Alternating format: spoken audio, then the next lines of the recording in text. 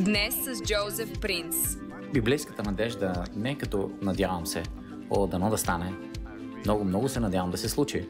Не, когато имате библейска надежда, това ще се случи.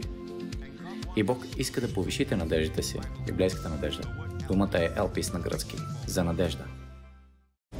Откровението, което Джозеф Принц проповядва за причастието, напълно промени живота ми. И когато виждам Исус на този кръст, той няма ревматоиден артрит, нито пък аз. Чувствам се толкова добре без болка. Всеки ден беше толкова болезнен, докато не получих свобода. Ако Евангелието на благодатта ви е повлияло на живота, бих искал да ви поканя да се присъедините към нас като градител на благодатното наследство. Нека заедно да проповядваме Евангелието на благодатта. Посетете линка на екрана и бъдете част от живеенето на наследството на благодатта днес.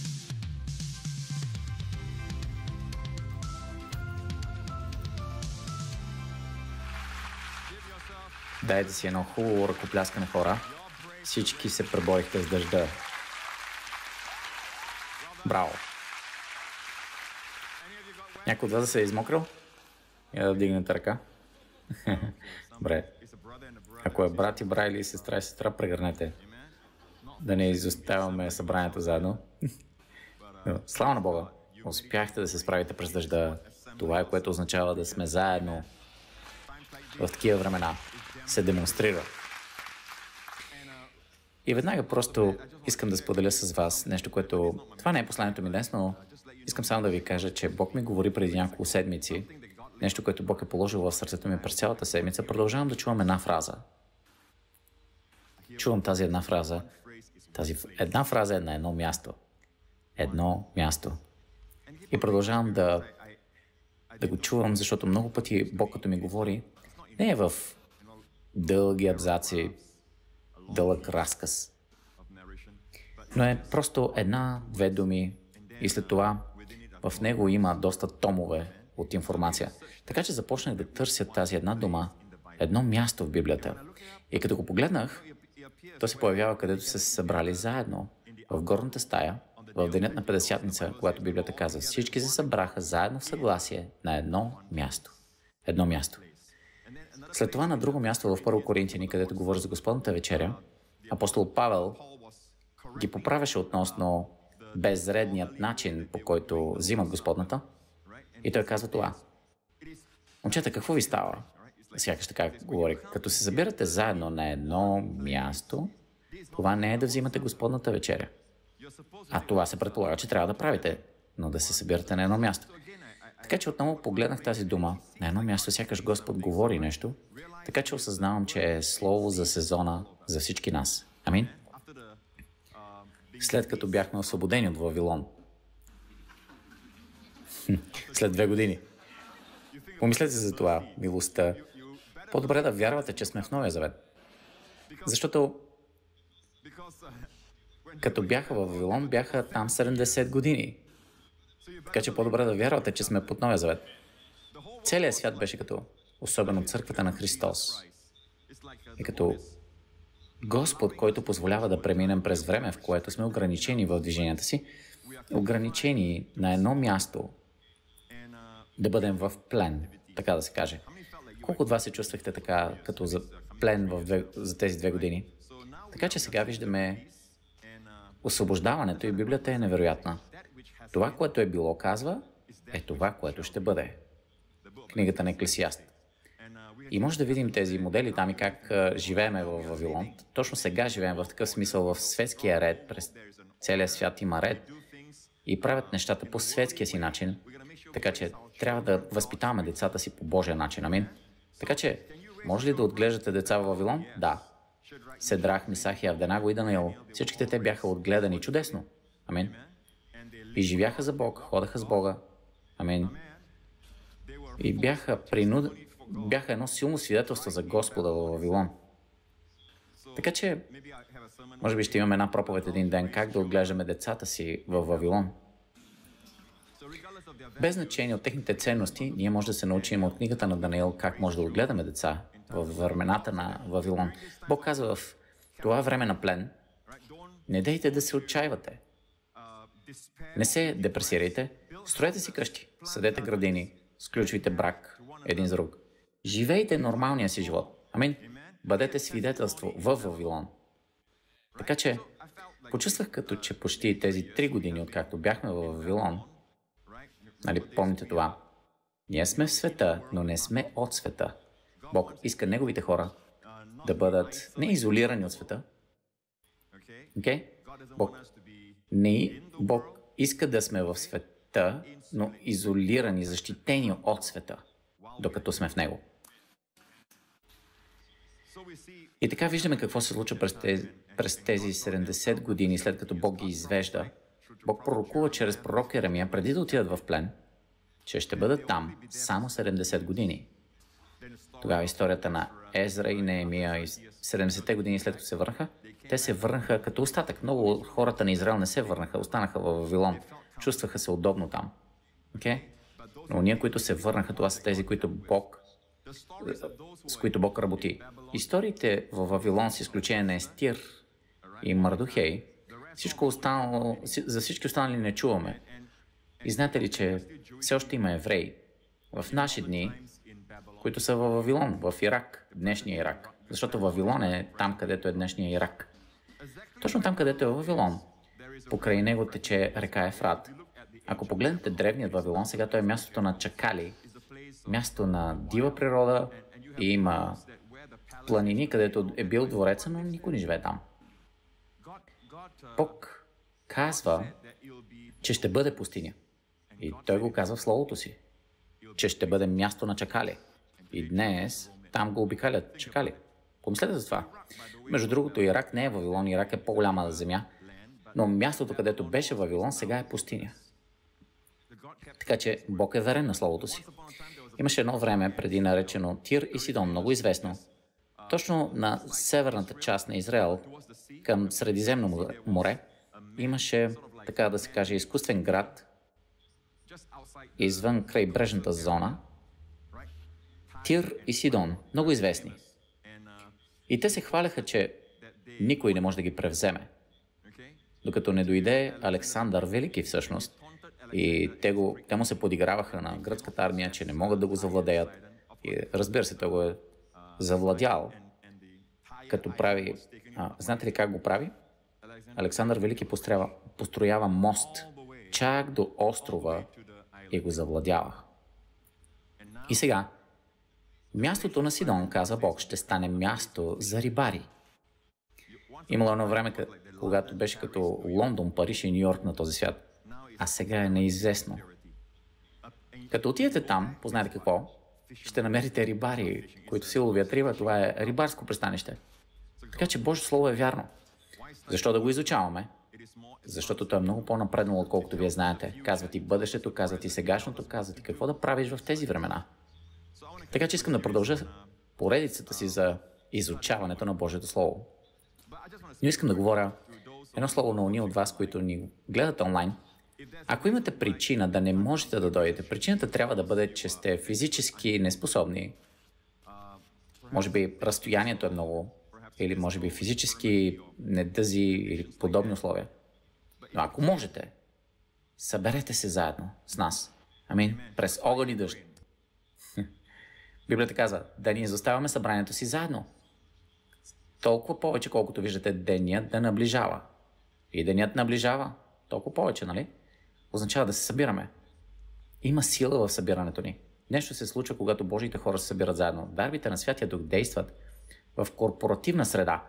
Може да работи индивидуално, разбира се, но като погледнете внимателно, да си служите един на друг, слово на мъдрост, служете си един на друг, на един се дава това, на друг онова. Говори за корпоративно помазание. Амин. Тогава Бог заповяда живота си. Амин. Неговия зол и живот. И тогава там пада Божието помазание, като на Арон. Всички се наслаждаваме на това. Още в библейски времена това се учи и е вярно и до днес, че ако искате да отлъчите някого, да го отлъчите, означава, че човекът живее в грях, отказва се да се покая отново, довеждате някой да говори с него, той отказа. Казва, отлъчете го. Това означава, че като го отлъчите, той отвъд църквата. Ние не практикуваме това. Днес, по-скоро не виждаме това днес, защото хората са готови да се покаят, но повечето хора, които не желаят да се покаят, напускат църквата сами. Ако погледнете тази църква, има хора, които сме останали, защото желаят да са коригирани. Така че, вижте, благодатта също осъжда. Тя също изобличава. Кой каза, че тази църква, ако е благодатта е като каквото стане, всичко, тогава хората биха се чувствали удобно тук, да си останат. Факта, че не се чувстват комфортно, вижте, по-лесно е да проповядваш закона и да имаш хора, които грешат и да останат. Защото, вижте, по-трудно е да чуете за любящия си Спасител. Баща, който ви обича и ви търси. По-трудно е. Хора, по-трудно е да се грешаваш срещу любовта, отколкото да се грешиш срещу два безлични камъка. По-лесно е да се бунтуваш в легална среда, но е трудно да се бунтуваш срещу благодата и любовта. Не искаш да слушаш повече Божията любов? Тогава се отдръпваш и то е много изобличаващо. Божията любов те води към покаяние. Амин? И така в онези дни, ако някой напусне църквата, това е същото като да си предаден в ръцете на Сатана. Спомняте ли си Гадаринския демонизиран? Библията казва, че той беше на мястото на Гадара, гробниците, където се режеше. Това се случва отново днес. Хората смятат, че това е като психологически проблем. Приятели, това е дело на врага. Силите на мрака. Ако ви се иска да се осакатите, да се нараните, някои хора намират удоволствие да си причиняват такова нещо. Това е садистично нещо, но зад него стоят силите на мрака. Като се наранявате, вие сте толкова ценни обаче за Бог. Вие сте скъпоценни. Той ще остави 99 добрия пастир, за да ви потърси вас. Но колкото става дума за дявола, той ви мрази. Той ви мрази, защото сте създадени по Божият образ. Така че виждаме Гадаринския демонизиран да се прерязва. И друго нещо, беше съблечен, беше гол. Всяка склонност, дами и господа, да се хвърлят дрехи е дело на врага. Амин. Защо? Защото сте красиво и чудесно създадени. Има във вашето тяло достоинство и красота. Амин. Библията казва, не казва вашия дух е храмът на Бог. Казва тялото ви е храмът на Бог. Амин. Така че храмът на Бог е свят. Свят означава красив, отделен, славен. Амин. Без петно, без бръчка. Така че ако почитате Божието тяло, Библията казва, прославете Бог в духа си и в тялото си, които са Божии. Амин. Означава, че ще сте здрави, не само с мир отвътре, в почивка, но ще бъдете и здрави. И Бог ще се погрижи за своя храм. Казвам, Бог ще се погрижи за своя храм. Амин. Но Гадаринският демонизиран се порязваше, беше гол и плачеше. Плача през цялото време, тъжен, депресиран. Това е дело на врага в живота на този човек. И Библията казва тази дума. Беше сам. Беше сам. Така че ефективно, когато вие се изваждате отвъд Божието събрание, вие сте сами. Вие сте в ръцете на врага. Не сме направени да функционираме сами. Нали? Ние сме част от стадо. Амин. Дори аз самия казвам. Чух ли амин? И има стих в Новия Завет, че Исус като проговори прогърмя. Да, сериозно, това е в Библията. Ако го потърсите в Google, сега ще видите, че някой каза, че прогърмя амин. Амин. На едно място. Вярвам, че Господ ме е поставил да се събираме на едно място. Кажете, на едно място. Не позволявайте нищо да ви спира. Не позволявайте съпруг и съпруга, караници да ви спират. Просто кажете, това е нормално. Скъпа, не си ти, скъпа, не съм аз. Това е отделно на врага, обвиняваме го него и отиваме на църква. Слава на Господа. Нали? Случва се. Хората се карат по пътя. Ма винаги закъсняваме. Виж това, сделката свършва и така. Такива неща. Вижте, няма проблем. Това е нормално. Някои от тях ме гледат така, някои гледат надолу всъщност, моите лидери. Готови ли са за Божие Слово? Добре. И така, не изоставите събирането си заедно, толкова повече, колкото виждате денят да приближава. И искам да ви кажа нещо за четенето на Библията в Римляни 15.4. Това е нещо като... Виждам, че светът има нужда толкова много днес. Okay? Римляни 15.4. Каквото и да е писано, писано е предварително за наше обучение. Така че, основно, се отнася до Стария завет тук, но цялата Библия, разбира се, е написана за нашето обучение. Конкретно тук Павел казва на хората в Рим, християните, вярващите в Рим, че каквото е писано преди, е писано за нас, за наше обучение. Така че ние чрез търпението и утехата на писанията да имаме какво? Надежда.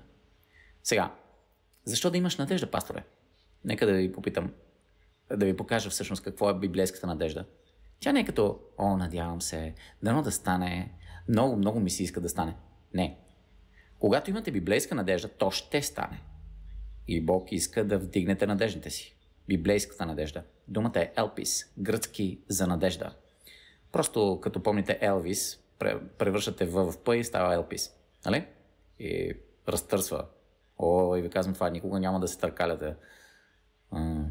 Вашите бремена ще се претъркалят, но не и вие.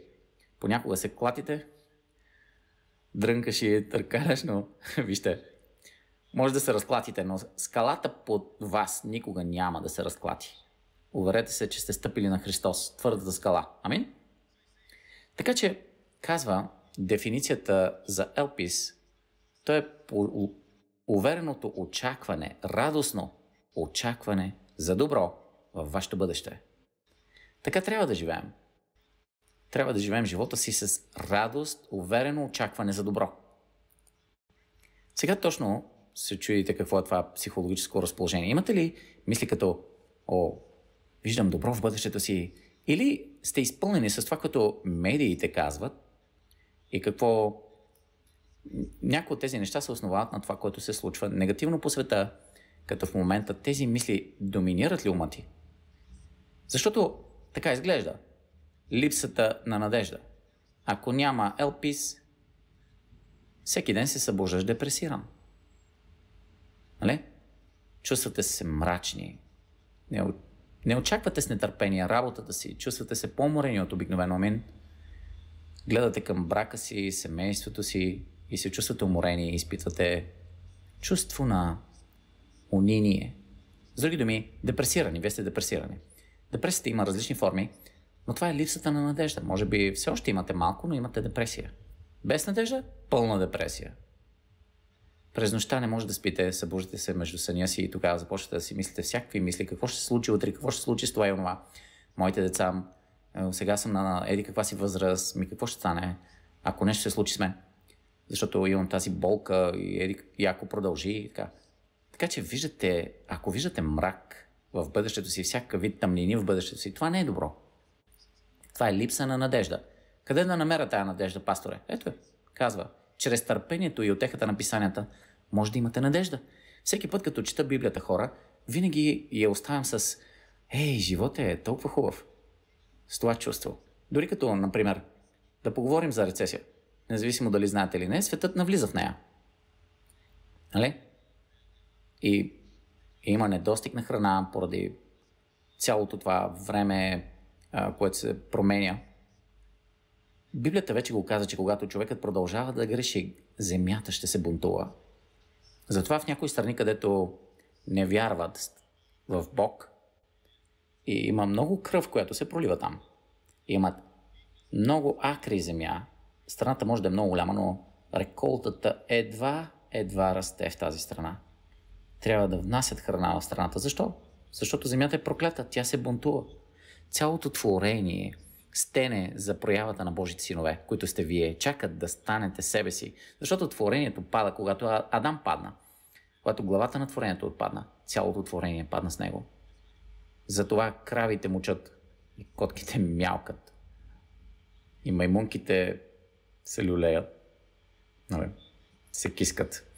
Всичко това е заради отпадането на човека. Имало едно време обаче, когато животните са говорили. Представете си котката ви сутрин. Добро утро. Как ще се почувствате? Вау. И това е нормално. Вижте, цялото творение отпада. Имаме бегла представа за това, когато Валамовото магаре, той не си говори сам. Магарето му проговори. Помните ли го това? Някой каза, че Бог може да използва магаре да говори. Магарето не говореше от името на Бог. Бог не използва магаре да говори. Той използва пророци, Магарето казва, защо ме удряш? Това не е Бог, който говори. Това е магаре, което си говори от себе си. Бог отваря устата му. С други думи, в началото животните всички са можели да говорят. Защо ме биеш така? Как така храната ми е в същата всеки ден? Представете си кучето да ви каже такова нещо.